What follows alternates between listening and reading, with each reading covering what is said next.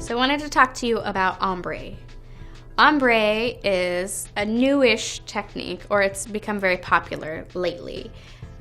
All that ombre means is it's a gradation from dark to light. We see it in various articles of clothing, and it's far outreached the hair market. But in terms of hair, it's a gradation from dark to light, which the biggest example of ombre that I can think of that has always had ombre hair would be Jennifer Aniston, for that girl next door kind of blonde look.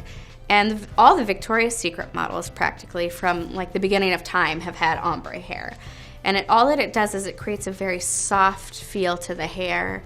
And it's a very natural looking highlight. It is a bit chunkier or thicker than traditional super fine weave woven highlights, but the look is overall a little bit more natural, a little bit more sun-kissed, like you could have been, on a desert island, and that would happen to your hair. That being said, there are, many different ways to do ombre.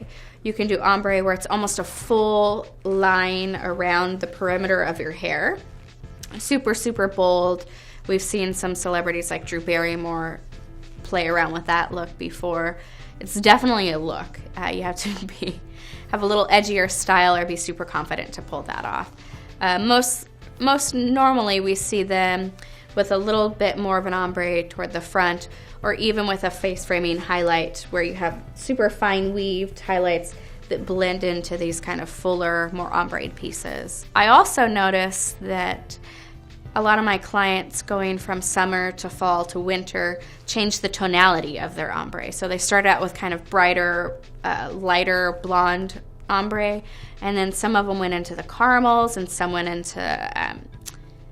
even went into the coppery, reddish, whatever color you want to tone them. You can always change the tonality, remembering that it's just a gradation from dark to light. That dark to light could be whatever color you want. There are some good and bad things with ombre. I think that some good things, some great positive things are the upkeep on it is a lot less than traditional highlights. Remember, it's a naturally rooty look.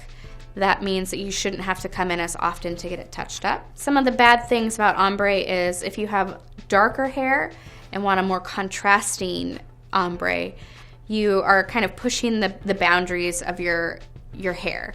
If you're taking it more than 2 shades lighter than your natural color, you're really stretching the hair, which doesn't mean that it's a bad thing.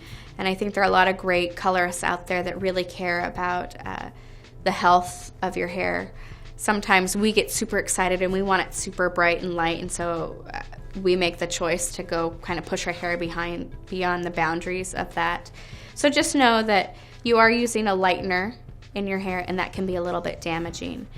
But go to a good hairdresser that'll take good care of you, and they should help maintain the integrity of your hair, which is the most important. If you've never had lightened hair before, you will have to add a little bit of moisture and some products that have a little protein in it to keep the hair strong and healthy. But ombre is a trend that won't go away because it will always be changed and twisted into something new and different. So those are some quick tips about the ombre hair.